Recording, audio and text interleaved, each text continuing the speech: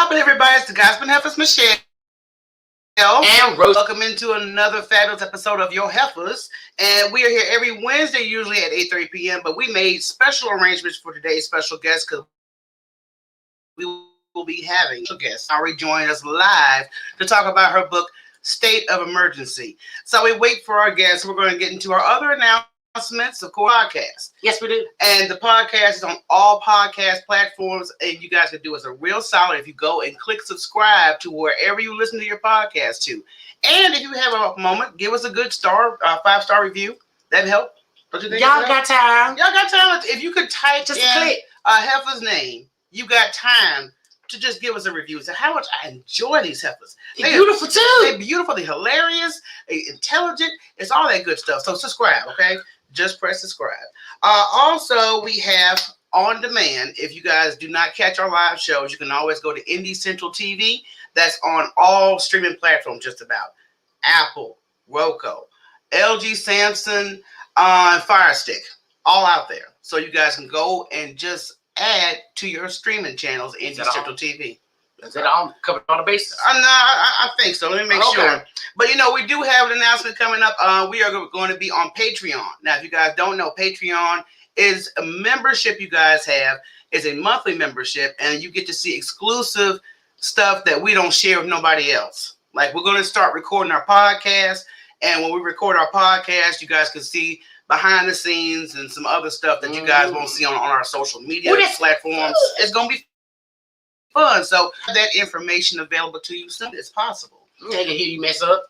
We correct you. Yeah, and you know curse what? me out. Yeah, and cursing you out at the same time. I don't understand. What's hostility?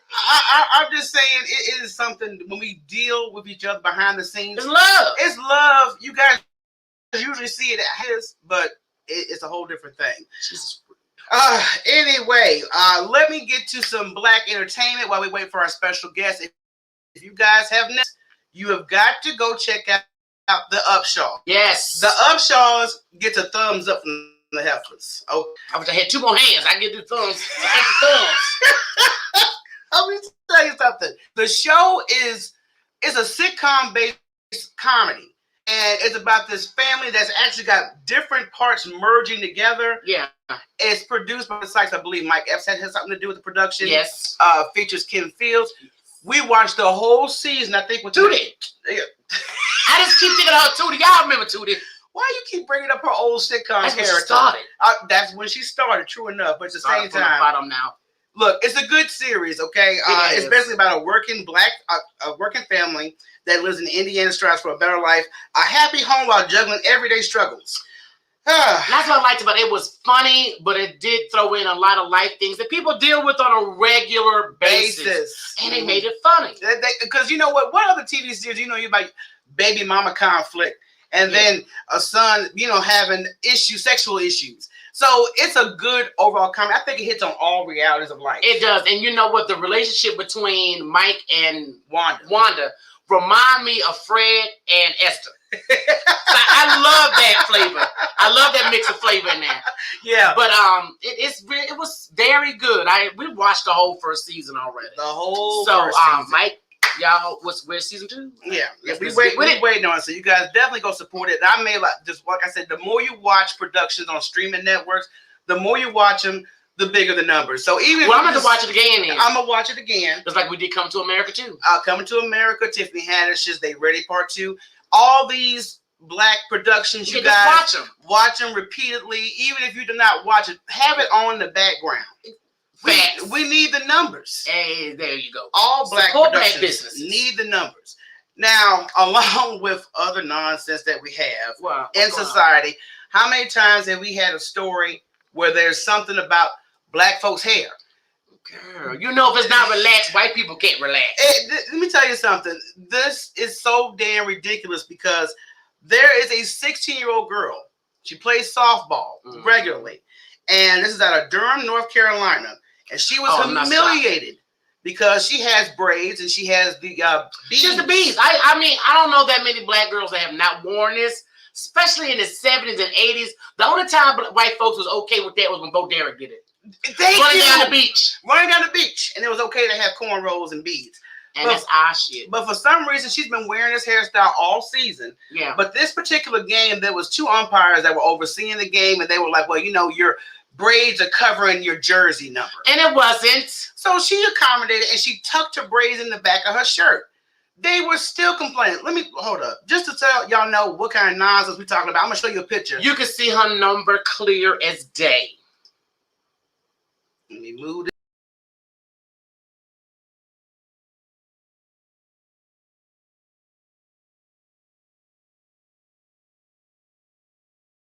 So I'm not following how is that covering the jersey number. It's just a black hairdo. So they had her first start taking the beads out of her hair. I wish what's her mama not there? I don't know what the fact is. Hold up. You ain't touching my child's head.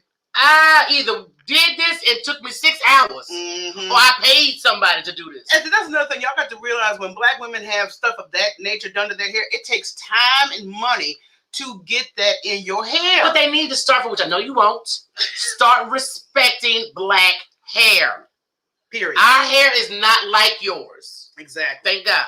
But see, this is what kills me about this whole situation, because they just, in the same city, North Carolina, they just got through passing a bill saying, hey, you can't discriminate against natural hairstyles. And that's a natural hairdo. So this has been going on in schools for some time. Going on in America since we got here. And the thing about it is, are we going to have a whole new movement to wear our hair the way we want it? Oh, yeah. You know, I'm just saying, it's ridiculous when you see things like this. It's a 16-year-old girl. But it's traumatized. This is not the first time. We've heard about, it was a young kid, they was about to cut his hair. Then you had another young black boy that had locks that was playing sports. I want to say wrestling, they gave him a hard time. So they always go after natural black hairdos.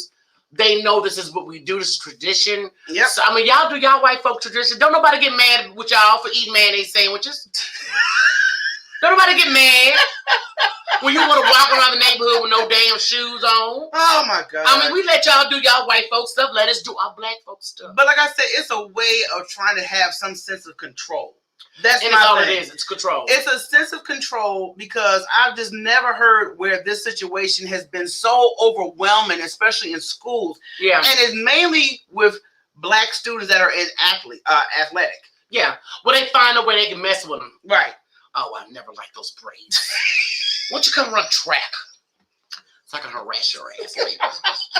Please. So, I mean, it's sickening. It's irritating, because, you know, I do remember I had beads. You know, the little long hair doing. I was just, you know, swinging your shit. Slanging. But they have a new to tell me to take my hair out. Why didn't I take my beads out? Because it was my hair. But it's just like, I wear this protective style right now. Right. So my afro could be this big. So I could pick it out. And walk down the street and just, you know, make intimidate people. Just make y'all so uncomfortable. I'm going to look at you. What's your problem? Can you not relax? But that is something, when the statement of your hair is so powerful, they try to humiliate you. It's like I said, it's the background. This is why I say black people need to check out backgrounds of what the hair is. Because as soon as you got off the slave ship, that's the first thing they did, is shaved you. Yeah. Because your hair identified your rank and your tribe. So therefore, y'all not going to recognize each other. Right. And then too, women back in slavery would do cornrows. Yes. And these cornrows were used to show maps to freedom. Right. Exactly. And they would stuff rice and food in these braids. So for the journey, you had food. Yeah. So, I mean, those are little black tidbits, you know, and I think white folks know this, and you Negroes are not going to do this up in here. Oh, yes, we are. Yeah, we're going to do that. But like I said, we really need to start paying more attention to school policies, because I would like to know right up front at the beginning of the school year, show me where it says my child can't wear a certain hairstyle. Okay, it shouldn't even be in the damn book unless it was some wild, unless he came in there looking like Krusty the Clown. But you know, I really get tired of people, period, with these kids and hairdos. They would have like hair gel that had different colors in it. Yeah. And I feel like it's important for children. Children should be able to express themselves. You got to emphasize. Yes. I mean, this is the thing. Why our kids don't have a good imagination anymore. Mm-hmm. We piss on anything that's positive for imagination. Yeah. And being creative with your own look is one thing. Yeah. You know, I think if a little white boy want to put blue gel and look green in front, he should be able to do it. Right. But usually if a student that's Caucasian does that, they don't say anything to Well, them. they still have school policy where they can't do it. Well, we'll see. Little, you know, their reason is distracting. No, it's distracting for you about showing his personality. Same thing as a black person. You know, it's a good thing that you did have a boy. Yes. Because if you ain't got one note about some braids, I've been braiding my niece's day. And I would have been adding beads. Matter of fact, babe, Auntie finna give you some corn. I dare him to say something. Please, go on there. Put the little strings through it. Let's put some black power beads on the side. I mean, I'm going all in. But I look at that as the same thing I do as an old story you guys may have heard me tell about you wearing your Colin Kaepernick shirt out in public. Yes. And same thing when I wear my Black Lives Matter t-shirt. Okay, I will wear what the hell I want to wear and make the statement I want to make. And I was like Cedric that day. I wish I would. Please say something. Because we went to a some function earlier. We went to the Black Festival or something we went to earlier. Right. I had my Kaepernick on, and you know I had my cut shaved afro. You was black powered up. I was all the way up. Boo! I was loving it. And we said, "Girl, we want some tacos." Right. So we go into this restaurant, and these white folks looking. They were staring. And there was one bus boy. I could tell he had an attitude. He was just looking at and then he would turn on football. I don't care. You can turn it on football. You can run around and bust these tables like you're supposed to. It don't make no damn difference. I'm still. You ain't gonna say a word while I wish you would. I wish you would. You'll have hot sauce bottles when the sun don't shine. I had backup eyeballs on that one because I was just. But you know, I have a resting bitch face anyway. My faces are just scandalous. I love them. You know, I learned I had this gift in junior high school. And I learned it awkwardly because we were all in a circle of girls talking. Right. And this one girl that don't like hollering, none of us walked up. And they were like, dang, Rochelle. I didn't know my face was looking at her like. But you know what? It's hard. It's hard to hide your facial expressions when you know that somebody you don't rock with and you know that how they feel about you. My face did the beatbox. Oh. Without me doing the beatbox. Why are you here? And that's when I realized, I got that gift. Pop them collars.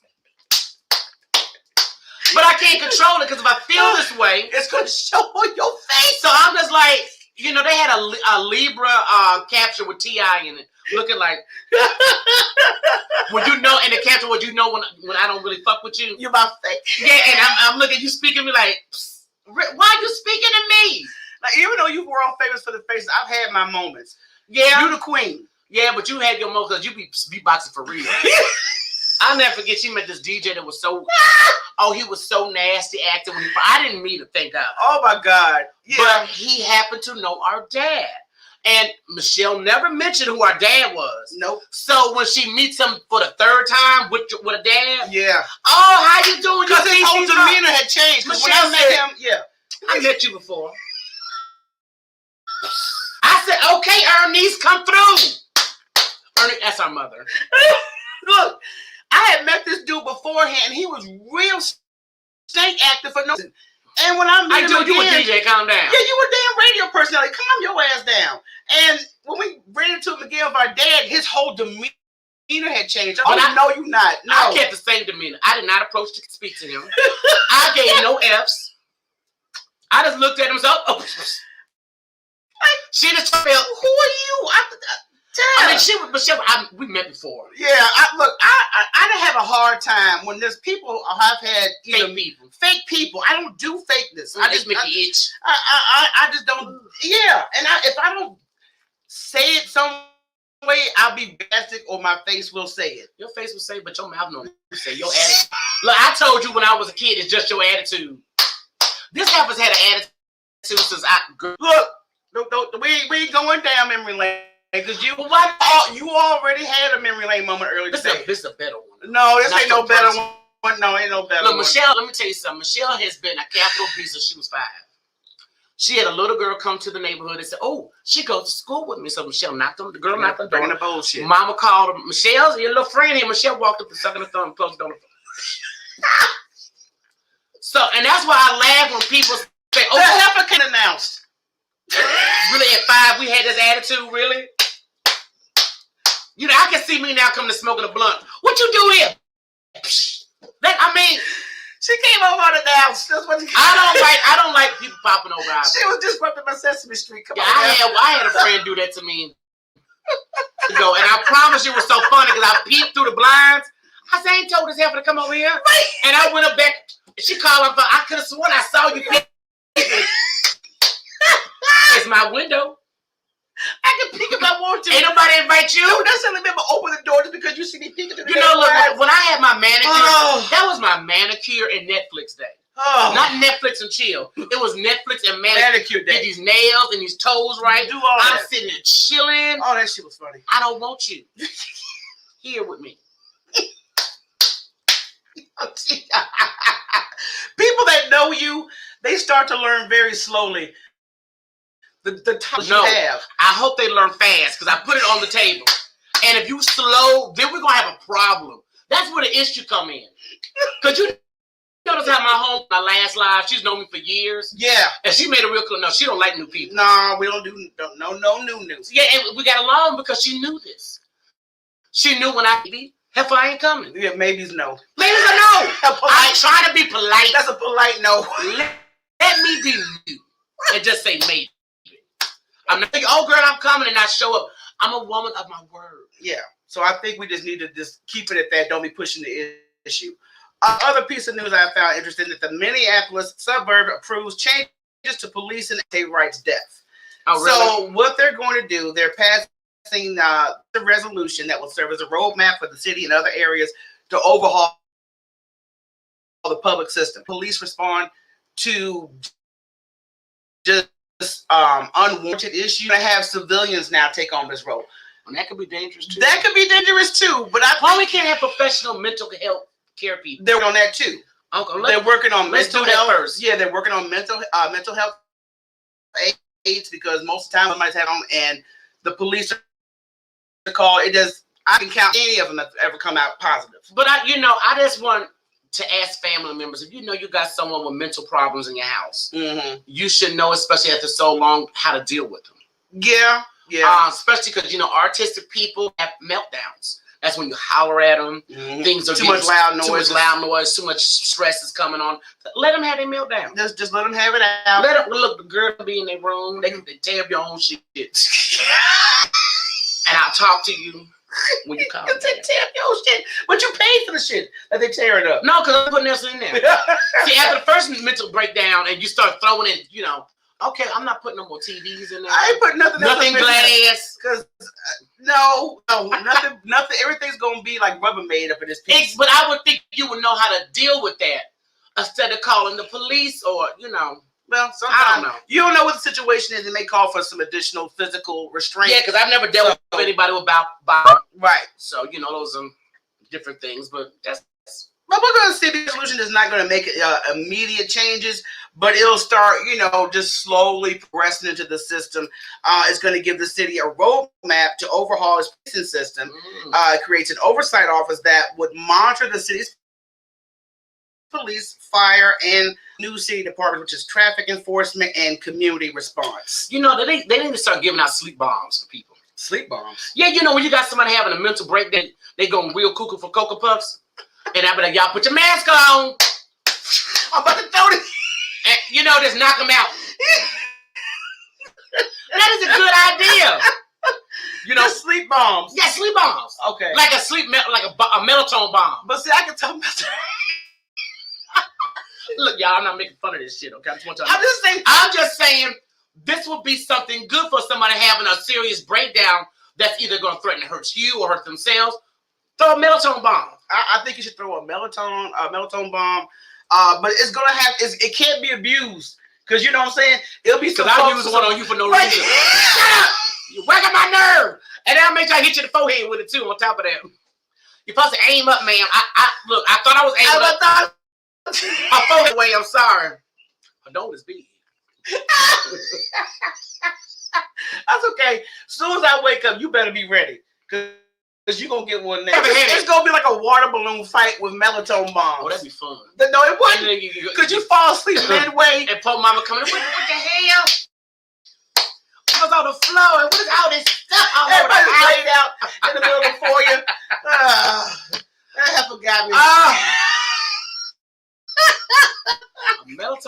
fight. Yeah. Yeah, I'm down with that. But let's see if this actually takes place and it actually cuts down some police violence and interactions, because I think police that are made to, that's their job. You're supposed to do certain duties. But you ain't supposed to go out and kill But people. you ain't supposed to kill everybody because you fearful. Man, you need a melatonin bomb. You know what? Look, while we're here, guys, Tamika will be joining us very shortly. So I want you guys to please like and subscribe to our channel. We will be having some additional guests on because, matter of fact, you guys saw an ad for nephew Tommy. He's going to be joining us with his wife this Wednesday, but it's going to be at 11 a.m.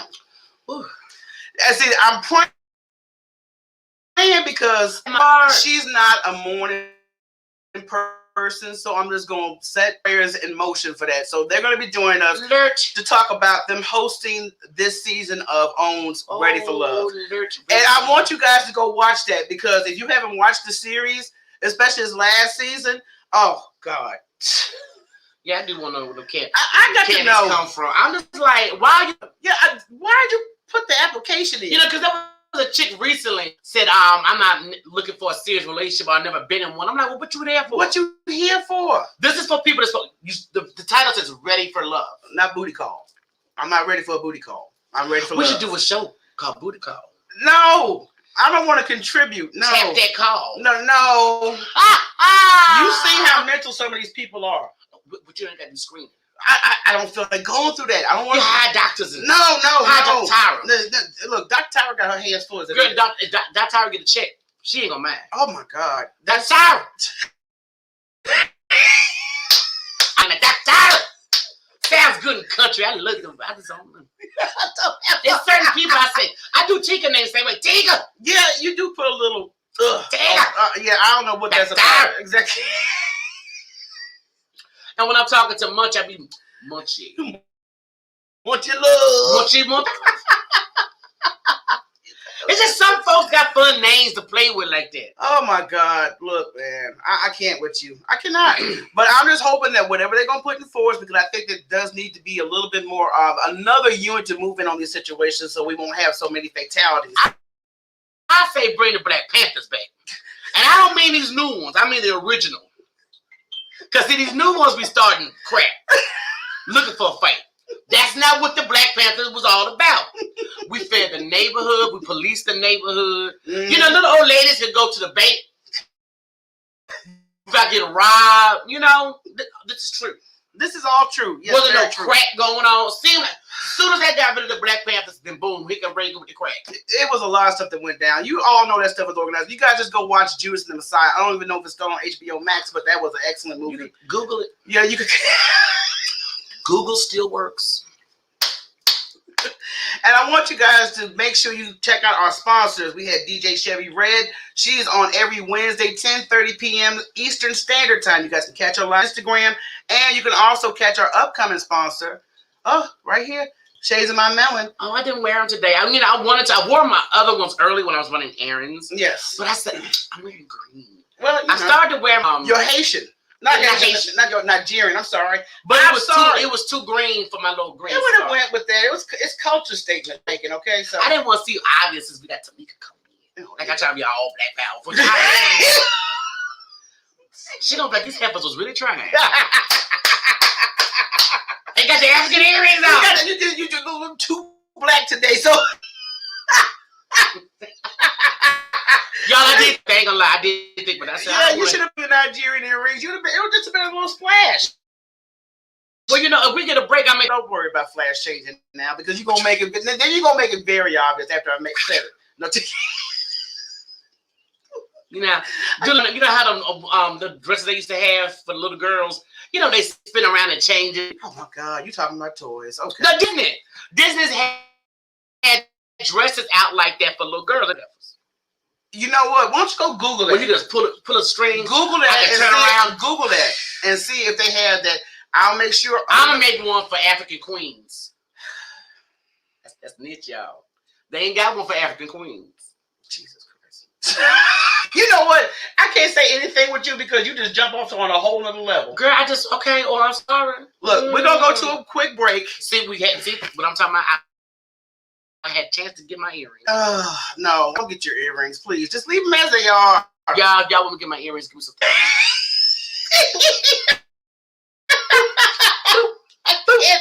Look, going to a quick break. We'll be right.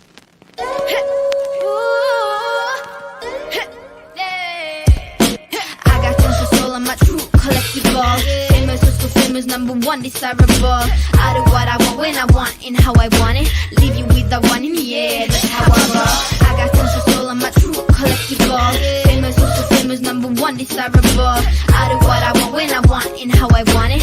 Leave you with the one in the air, that's how I roll. I got changes, so I don't care about no gold. Better, so much better, flipping incredible. Always on the show, so they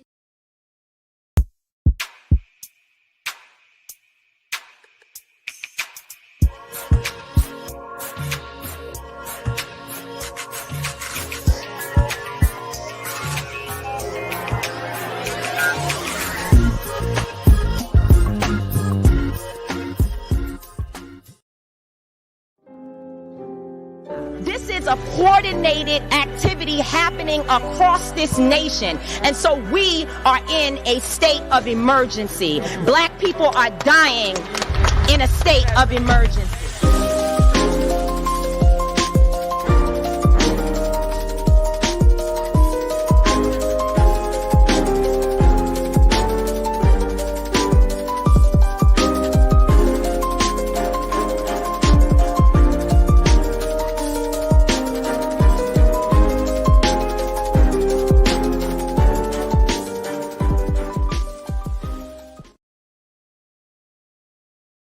After our break here, okay, had a little technical difficulty. You come to Tamika right now, and if you guys have not bought a copy of her book, State of Emergency, I highly recommend you pick up this book. I did not realize this book is being released under Charlemagne the God's book company. Oh, so Charlemagne has 2 books out right that's been out for a minute, but now he's got his own publishing company. awesome. And I'm like, okay, this is a new thing. So let me make sure I check my messages so we ain't got no problems about who's doing what and all that other good Well, stuff. she's actually got 2 minutes. I'm just making sure. Okay. You know, because sometimes last minute stuff, y'all have been on here before when we've had last minute situations. We know this with our sister's guests. busy. Oh, she's busy. Yeah, I commend everything she's doing. She can give us some tidbits on how we can help Yeah. join in on her organization. So, Exactly. because y'all know I'm all about the people. All about the people, but you guys should be aware. She's been an activist for years. She's a groundbreaking, award-winning social justice leader, movement strategist, and one of the most influential Black voices of our generation. What was that? What was that speech? I think it may have been at George Floyd when she was And I protesting said, for who's George. this sister? Right. I was, how you just, walking around about, and I hear this strong voice over the mic. Exactly. And I had to stop, like, who this sister? Yeah, exactly. So let me see who this is. Okay, girl. So if you guys have not been following Tamika Mallory, please do so because she is a very strong activist. She has a women's movement as well. She's doing a lot of great things in the community. And I just think she should be commended because and I'm gonna tell you right now, this is let you know Black don't crack. She's been doing this for over 20 years. That girl look like she's 19. I thought she was a teenager. Girl, ain't Black beautiful? I thought Is it the cocoa butter? I did see a TikTok with a white girl like, what is it? Yeah, She said, it's not fair. It's the shea butter. It's something going on here. What is it, girl? It's the God blessed kiss of the sun in our skin. That's all it is. Let me text her publicist to make sure that we all on good, y'all. But the book, when I read it, it really struck a nerve for me because she hit on so many different things on why Black people have to have a separate set of rules when it comes to us being in society. And the sad thing, this is so true. In fact, I used to tell my younger girls, you can't do this, you can't do that. Well, why? Baby, because when you Black. Mm-hmm. And it's just like when these young girls will wear booty shorts and our white girls wear like, girl, look. They don't look, white girls ain't built like Black girls, for one. Okay? And when they see all them hips and tush and them shorts like it's intimidating. Okay. You remember that news anchor, I forgot what state this was, but she was she was thick, but very voluptuous and curvy. Yeah. And white women was calling and complaining. Right. You remember that? But you know what? The funny thing is when I worked for these little white companies down there, I had more white women complaining just for a shirt I have on right now. Okay, well, look, let's join our special guest right now, Miss Tamika Mallory. She is in the building. Welcome, Miss Mallory. How you doing? Can you hear us? Yes, I can hear you. Can you hear me? Yes, we can. Thank you so much for taking time out of your busy schedule to join us. Great, great. I'm glad to be with you all. We appreciate it, honey. Thank you, number one, for your first epic book, State of Emergency. Do you know the timing on your book is just like so beyond on time and overdue at the same time? Yeah, it is on time even for me. I'm trying to turn my Wi-Fi off on the other device. Yeah, it is. It's an on-time book. It's an on-time book, certainly. And that's why I was so aggressive in terms of the timeline of writing it. I started the book somewhere around July, and I was done just a few months ago. And so it was a very, very aggressive timeline for writing. As I know, a lot of people know that it takes a while to get the deal, to do all the things, to write the book, to do all the editing. We had 4 different editors, folks that do proofreading to go in. And I also had a research expert to help me. So there was a lot that went into it, but still through the support of another Black woman, 2 actually, my manager, Latoya Bond, and a writer by the name of Ashley Antoinette. They worked with me and really sort of pulled me along and made sure that I did what I had to do to make sure the book was good. So it's done. It's here in the flesh. It's here. Yes, you guys, make sure you guys get your copy of that book. Go turn around, girl, because your head upside down right quick. Oh, yeah. That's all right. That's all right. Because that book is excellent. I was just telling our audience that they definitely need to pick up a copy because I had pre-ordered mine way before it was out to be on the bookshelves. But my question is, what motivated you to write the book? Thank you. No problem, honey. I'm always support.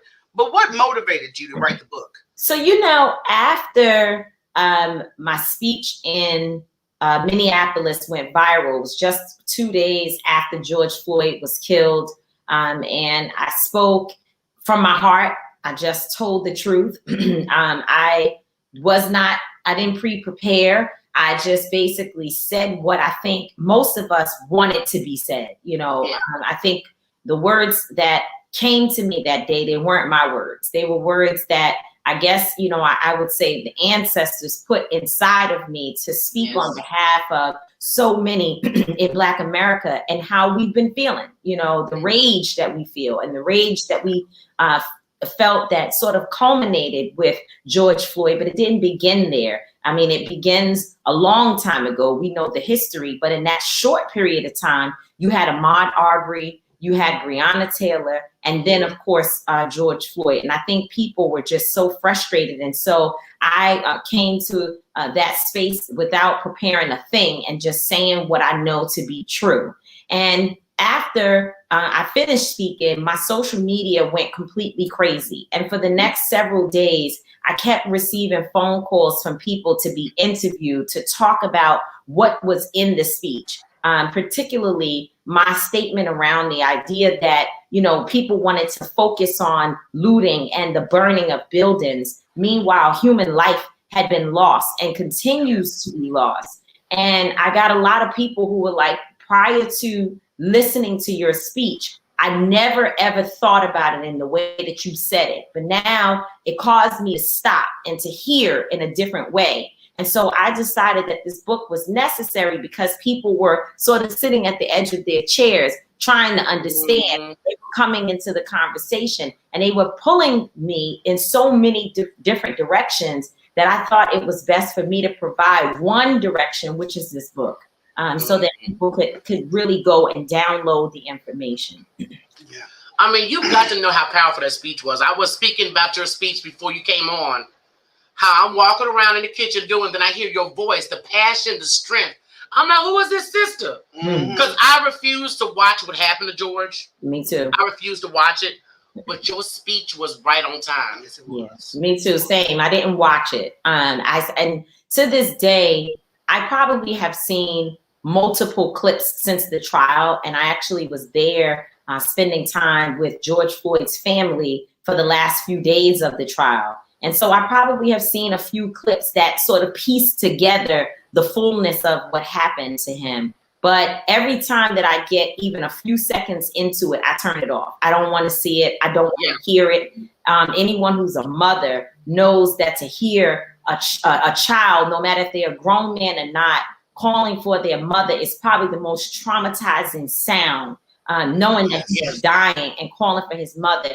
And as the mother of a 22-year-old son, that for me is horrifying. And I would never, ever want to be in that type of situation. Amen. Amen. I mean, because matter of fact, you dedicated the first portion of the book to your son. Absolutely. And like I was just saying, I said, girl, I didn't even know that you've been in the movement 20 years. Look, I'm not going to lie. When I first saw your speech, I was like, who's this young girl? Yeah, I'm thinking you look like 19. But we know black don't crack. Listen. That's all right. That's all right. Keep it going. Keep pouring it on. That's what I'm going Okay. to. Yeah, I'm going to be 41 in just a few weeks. And my son is 22, and the two of us have grown up together.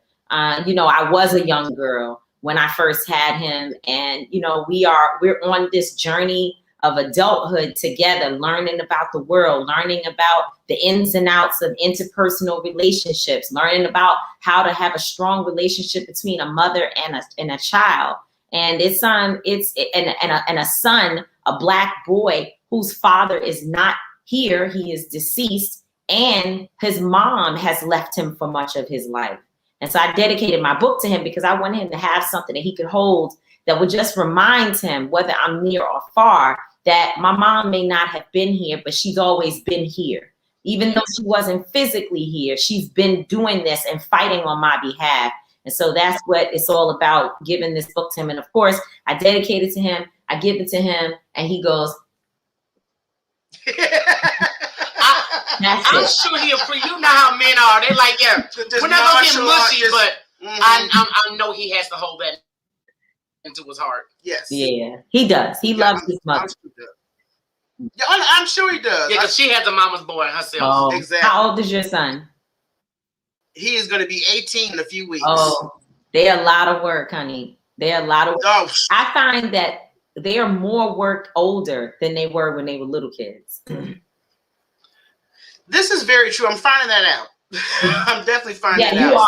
But this is 18, if you still haven't hit it, it's about another year or so, because once they get past 18, they're grown. That's when they're grown at that point. So it's different. Well, we're going to see how he survives, because I'm already ready. Okay? I'm already ready for that. Well, Auntie's not. But look, you had a very interesting forward by two very interesting, powerful women, Cardi B, Dr. Angela Davis. Why did you feel that narrative was necessary for your book? Well, for one thing, that's me. That's who I am. Just in my full, authentic self. I am a person who, at any given moment, I can shift between a twerk and my work.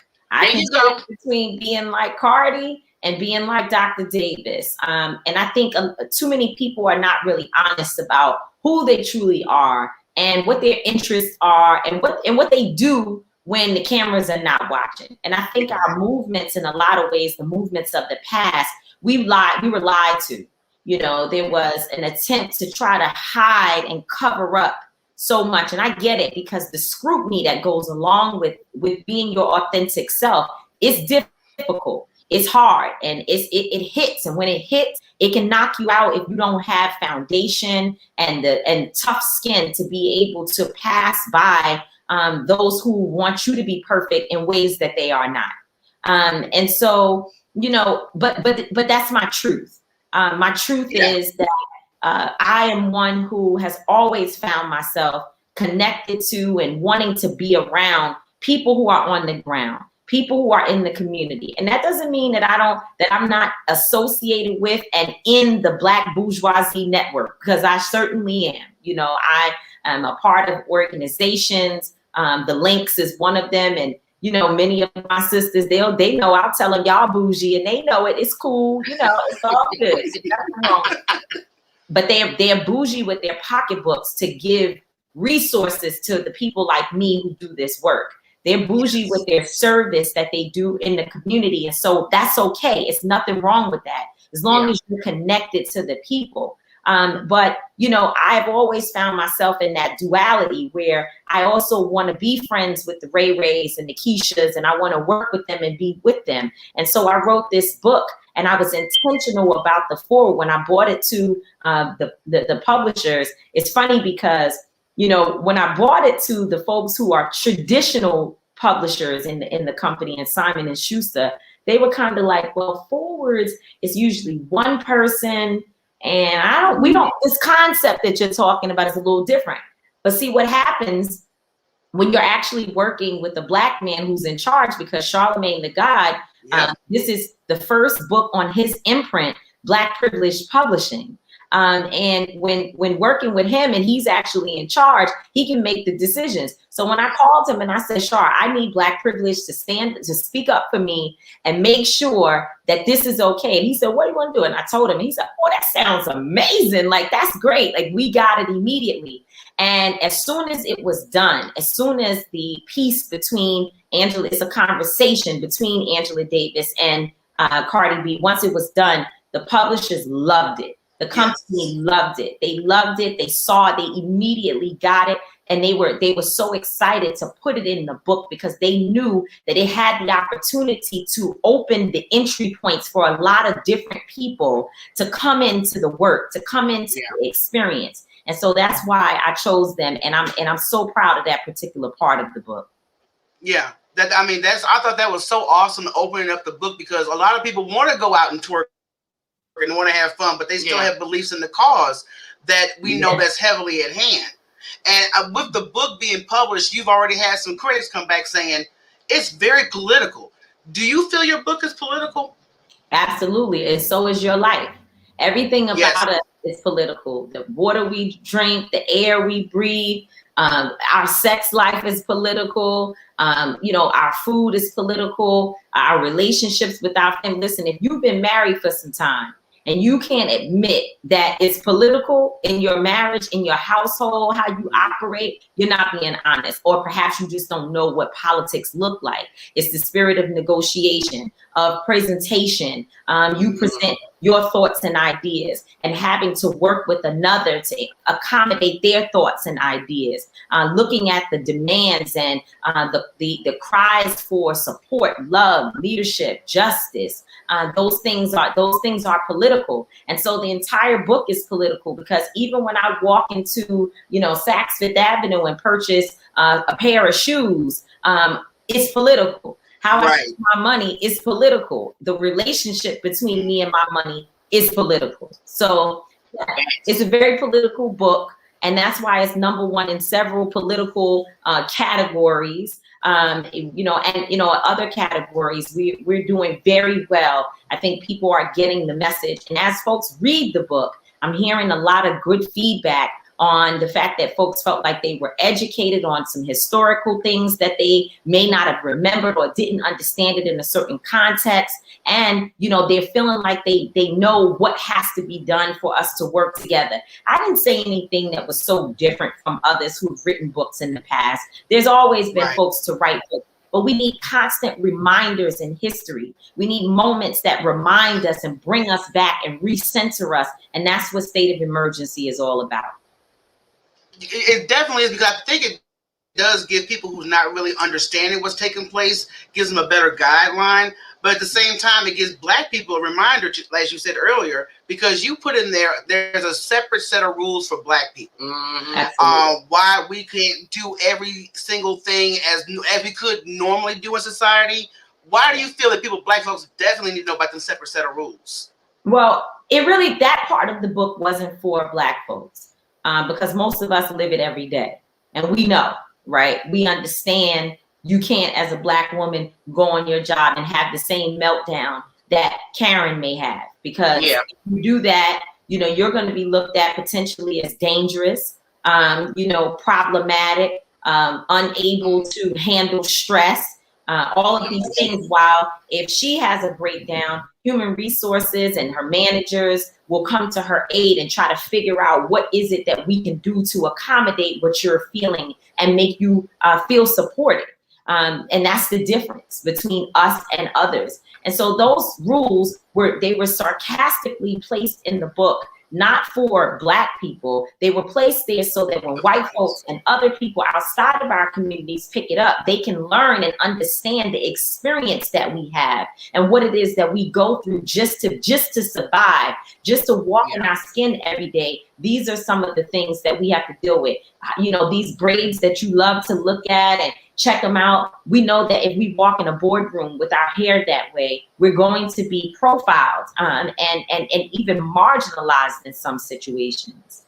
Yeah, we just discussed a news story about a 16-year-old girl in North Carolina that got penalized for having braided hair with beads. Yeah. So she either had to tuck her hair or cut her hair. It was just something that's consistently happening in our society. But while your book is making a lot of people definitely aware of different situations, at the same time, America's trying to say there's no systematic racism. There's no downplay with sexism. And now we're at a place, especially in Texas, where in education, we can't teach about racism, sexism, or privilege. What kind of impact? Or slavery. Yeah, slavery. What kind of impact do you think, if that's actually valid, is that going to have a major effect on us and our kids especially? Absolutely. I mean, there's always going to be a backlash or a pushback to our movement. So we saw that with President Obama. Donald Trump was the response to Obama. And we're going to continue to see that every time we push the envelope, because we certainly have the movement of the summer 2020 was one that people, from other communities, and especially folks who want to see Black people be oppressed and to keep their sort of foot on our necks, if you will, those individuals have to figure out how to respond. They can't just allow progress to shape and take place. They have to figure out what can they do to push back against it. And so we have to recognize that. But I think, unfortunately, we've always been fighters. That's just the life we live. That's the experience that we have. And we have to continue to fight and continue to make it clear to the world that we're not going to back down just because you decide to go hang a noose outside of the Capitol to send a signal to us that you still hate us and you still want us to be dead and you still want us to be slaughtered and hung for the world to see. Well, when they do that, then we have to go and walk right through the doors of those capitals as a Congresswoman Cori Bush and a Congresswoman Ilhan Omar and a congressman and all those staffers and people who are Black, bold, powerful, and those of us who may not be walking in the Capitol, but we're walking down streets and we're handling business and opening up new businesses, becoming entrepreneurs, going to school, getting educated. We're doing all of the things that they never wanted us to do. And so long as we continue to do that, it lessens their grip. And each day, we're breaking down and chipping away at what white supremacy has had on us for far too long. Amen. Amen. But when we're talking about white supremacy, we also hear conversations of segregation. Do you feel if segregation was to come back, would it be beneficial to anybody? Well, I don't know. I hear a lot of people suggesting, especially my family in the Nation of Islam, they often talk about this idea of separation, the idea that we have to find a way to have our own communities. And, I know that Harry Belafonte speaks of a moment where Dr. King once said to him, that he feared that he was integrating his people into a burning house. Yeah. So I think that the issue of segregation, I'm not sure if I like that language. I don't know. This is something that I have not analyzed as well as I want to, as much as I probably should. But what I do understand is that we need to educate our own children. That we certainly need to have people who look like us to be in our schools, that we need to feed our families and give ourselves the nutrients that we know work for us, particularly, that we need mental health services to address the trauma that we've experienced, and that we need to reduce the amount of police officers that are in our communities and provide other resources and alternatives to public safety. And so I don't know if that is segregation, because even as I mentioned in some of the models that I have heard about, they have not necessarily suggested that we never see other communities or that we don't walk the same streets. But I think the idea is that we need to create institutions that are for us and by us, so that we can control what is going in and out of our bodies, minds, and spirits. And I think that that is something that I do support. But again, I'm not sure that it's segregation. I just think it's self-determination, which is something that we absolutely, I support that 100%. Absolutely. Absolutely. But when people read your book, what is the walk away you want them to have once they've completely read your book? There's a lot that is in this book, but I will say that one of the important, and it depends on who you are reading it, because there's something powerful in it for everyone. But if you're a new activist, a new organizer, which was a lot of my focus, because the George Floyd moment actually caused so many new people to show up looking for resources on where to go and how to participate. And the one thing that I talk about in this book that I think is so important is this idea that we have to clean out the inside before we can go jump into movements working with others. Because sometimes we can take harmful ideas and harmful behavioral patterns with us to a movement when we have and we have not addressed the issues within our own families. How can you sit at Thanksgiving dinner with your mother or your father who speaks nasty about Mexicans, or they want to discriminate against Black people, but then you get up and say, well, now I'm going to show up downtown and lead a march, or, go to a meeting and try to be dominant in the conversation in those rooms. You have to first take on that first fight, which is your own life. And, when I think about and I understand it, I get how challenging it is, because when I think about my own child, just 2 weeks ago, we weren't speaking at all. Today, we're back, locked and armed and in step, we're together. But that is the most difficult relationship that I have, is the one with my own child, the one with the person who came from me, that knows me, that sees me. He knows more about me than the world. In fact, he sees moments about me that I can't see for myself, because he's been there in my darkest hour. So he knows things that therefore causes him to, when I am, trying to challenge him about different things, he's looking at me saying, well, that's hypocritical. Like, you don't do this, you don't do that. You know how they always use you against you. That's what they do. They know they do it. They do it better than anyone. And so, but it causes me to be better. It causes me to challenge myself, to look at myself in different ways, and to try to, I think my son is probably the most honest person with me, about me. I can't say he's always that honest with me about him, but he's certainly honest with me about me. And I'm honest with him about him as well. And together, this is the relationship that I've grown in the most over time. And so I suggest that people take that same mindset to their families, to their jobs. What's happening in your human resources department? You're here trying to get involved in this movement, but you haven't stopped on the job and passed by the office where you know that promotions need to be given to Black women, that, another person on your job, a Black man, is being disrespected, and you haven't done anything about that, but you're in the movement. I think there has to be some realignment done on issues like that. You are absolutely factual, honey, but I just want to tell our audience again, I cannot endorse this book enough. I'm listening to it for the second time now, because you dropped so many gems in the book. You are going to have to revisit it a few times, just sync all the information that you are giving the public. So we really appreciate it, because right now you're on a virtual book tour.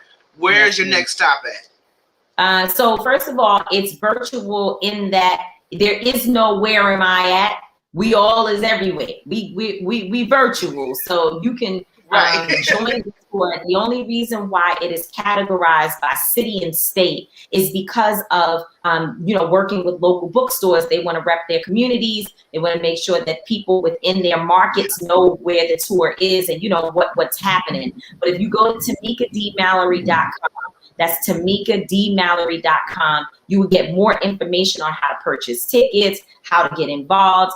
You can also get a book once you purchase a ticket. We still have so many people. We've had everyone from Andra Day to Taraji P. Henson to Van Jones to Jeezy and local organizers and activists, my partners at Until Freedom, my son Lennon and attorney Angelo Pinto. I mean, the list goes on and on with all those who have been a part of it. And now as we move forward, Mike Warwick Dyson, Tiffany Haddish, Kendrick Sampson, and so many others will be on this tour. And so I don't want to say too much because, I'll miss and forget someone, but there is a strong tour. Yeah.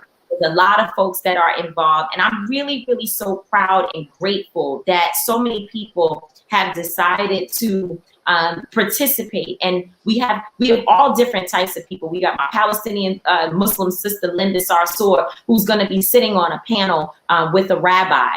So Sharon Kleinbaum. So you're going to see the fullness of my organizing experience as part of this tour. Grassroots activists and leaders alongside celebrities, alongside thought leaders and historians. Ilyasa Shabazz participated. That's a Malcolm X's daughter.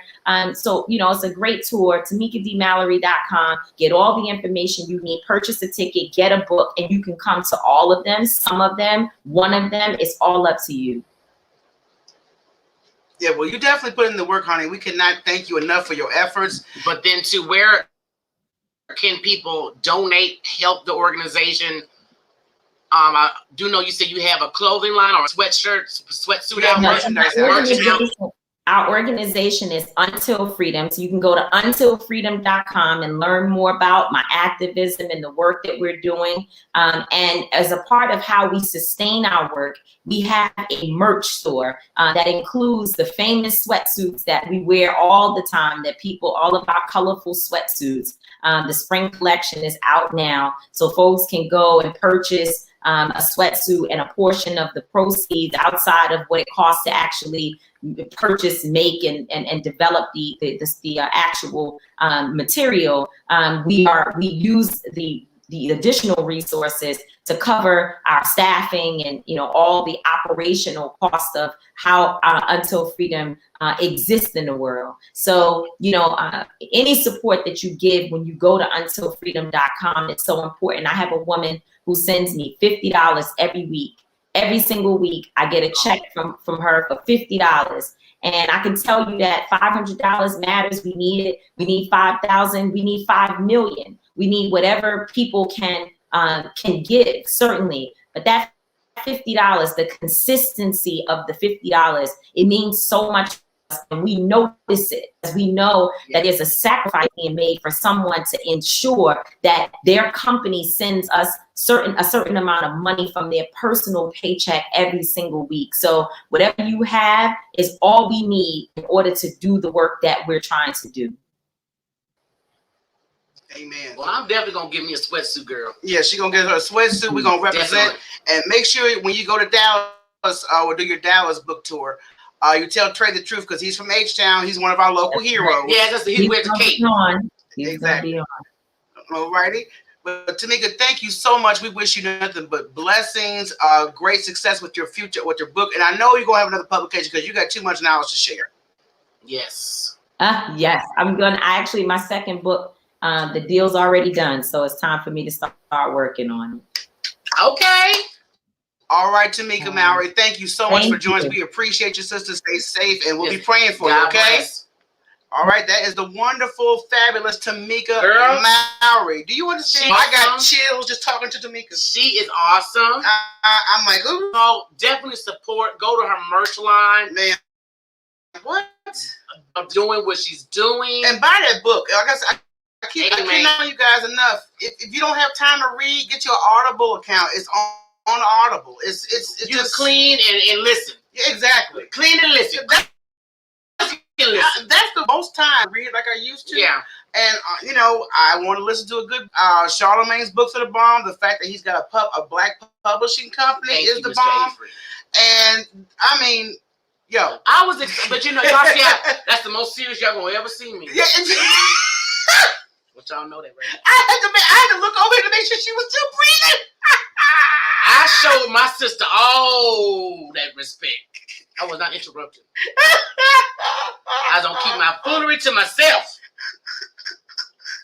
But I like, but I like what she said about this, because I am one person that believes in segregation, not because you don't want to be around other races, but I feel it's more focused to it's more focused in healing each other. Yeah. So maybe she'll tap into that. Like she said, she hasn't done a lot of research on it, but maybe she'll find a better word. Maybe she'll tap on her second book. Maybe you never know. I'm trying to tell you, man. But look, man, we're able to join us live today. This was an awesome interview opportunity. We hope you guys enjoyed it as well. Yes. Again, Wednesday we'll be here at 11 a.m. That's early, but then we're going to be here for the following interview on our boy, Mr. Thomas Myers. Well, I just want to say,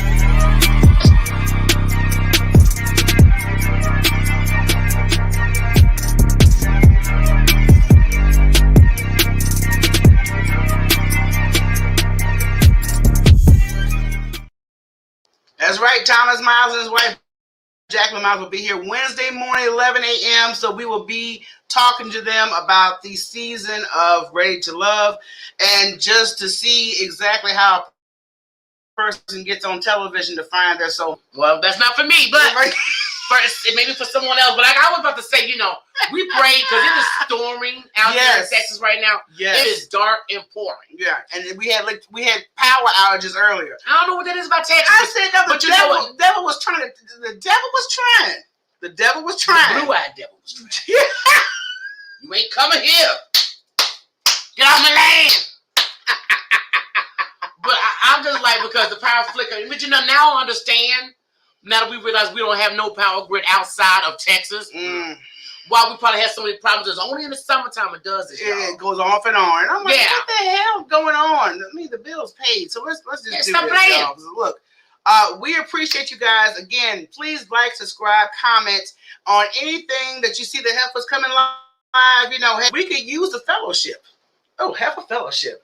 Think about that. Yeah. So sweet. I can't with this. I don't wear on fellowship though. Yeah, you know what? I'm not gonna even do it with you. Okay. I had to sit over here in my little corner and just chill. Look, until next time, everybody. Peace. Holla. This is a coordinated activity happening across this nation. And so we are in a state of emergency. Black people are dying in a state of emergency.